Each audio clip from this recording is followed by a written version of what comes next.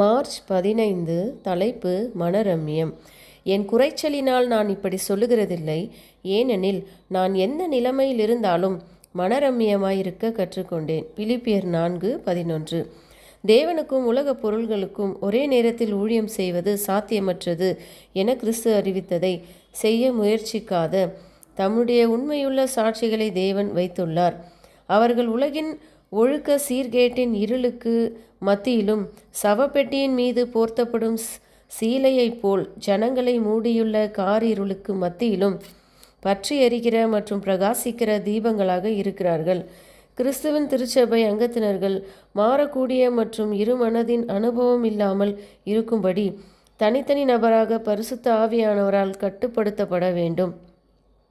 அவர்கள் சத்தியத்தில் வேரூன்றி உறுதியாக நிலைநாட்டப்பட வேண்டும்.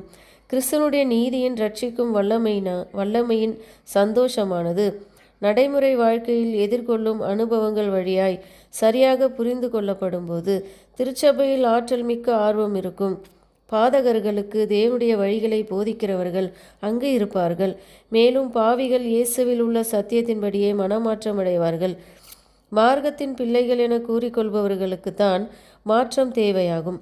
ஏனெனில் அவர்களுடைய ஆத்மாக்களின் மீது சுமக்கும்படியான தன் வஞ்சனைகளை சாத்தான் கொண்டு வந்திருக்கிறான்.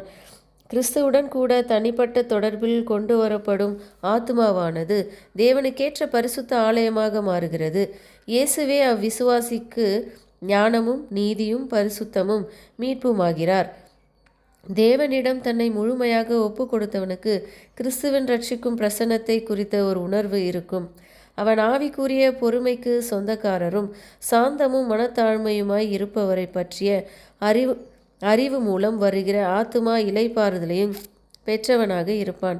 இயேசுவை தன் ஆற்றலாகவும் நீதியாகவும் நம்புவதில் அவனுடைய ஆத்துமா ஒரு இனிமையான மனநிறைவால் நிறைந்திருக்கிறது. ஒரு கிறிஸ்துவனின் மகிழ்ச்சி என்ன? அது கிறிஸ்துவின் பிரசன்னத்தை உணரக்கூடிய நினைவின் பலனாகும். கிறிஸ்துவனின் அன்பு என்றால் என்ன? அது கிறிஸ்துவனுடைய அன்பின் பிரதிபலிப்பாகும். அது பரிசுத்த ஆவியினுடைய செயல்பாட்டின் பலனாகும். கல்வாரி சிலுவையை பார்க்கையில் அவரது மரணத்தின் மூலம் பாவத்திற்காக மனம் வருந்தும் ஆத்துமாவின் சார்பில் ஜீவனும் அழியாமையும் வெளிச்சத்திற்கு கொண்டு வரப்படும் என்பதால் உலகத்தின் பாவங்களுக்காக இயேசு மரிப்பதை நாம் காண்கிறோம்.